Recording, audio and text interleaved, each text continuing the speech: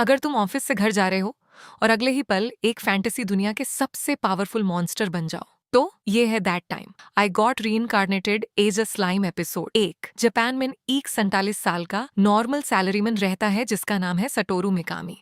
उसकी लाइफ बिल्कुल ऑर्डिनरी थी, ना गर्लफ्रेंड, ना कोई स्पेशल एडवेंचर, बस ऑफिस और घर। एक दिन सातोरू अपने जूनियर को लेग के साथ रोड पर चल रहा होता है, तभी अचानक एक क्रिमिनल चाकू लेकर उनके ऊपर अटैक कर देता है। सटोरू टूरंट अपने दोस्त को बचाने के लिए उसके सामने आ जाता है और खुद चाकू लगवा लेता है। जमीन पर गिरते हुए उसकी बॉडी से खून निकाल रहा होता है और यूं लगता है कि अब उसका अंत आ गया। मरने से पहले भी उसके दिमाग में अजीब अजीब थॉट्स चल रहे होते हैं। वो सोचता है, काश मुझे गर्मी ना लगती, काश मुझे दर्द फील ना होता, काश मेरे कंप्यूटर का डेटा डिलीट हो जाए। तभी उसके दिमाग में एक मिस्टीरियस रोबोटिक वॉइस सुनाई देने लगती है। ये वॉइस उसकी हर विश को किसी स्किल में कन्वर्ट कर रही होती है।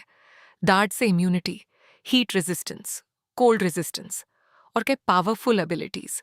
सतोरू को समझ ही नहीं आता कि हो क्या रहा है। उसके बाद उसकी डेथ हो जाती है। लेकिन कहानी यहीं खत्म नहीं होती।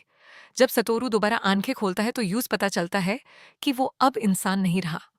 उसका पुनर्जन्म एक छोटे से स्लाइम के रूप में हुआ है। हाँ, वही ब्लू जेली जैसा मॉन्स्टर।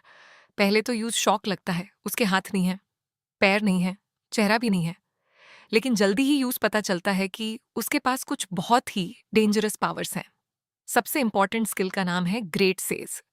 ये एक सुपर इंटेलिजेंट एआई जैसी एबिलिटी है जो उसको हर चीज एक्सप्लेन करती रहती है। दूसरी एबिलिटी है प्रेडेटर। इस पावर की हेल्प से वो किसी भी चीज को अब्जॉर्ब कर सकता है और उसकी एबिलिटीज हासिल कर सकता है। अब सातोरू केव के अंदर एक्सप्लोर करना शुरू करता है। वहां उसे कई रेयर मॉन्स्टर्स और मैजिकल प्लांट्स मिलते हैं। वो मजाक मजाक में उन्हें एब्जॉर्ब करने लगता है। हर एब्जॉर्ब के साथ वो और पावरफुल होता जाता है।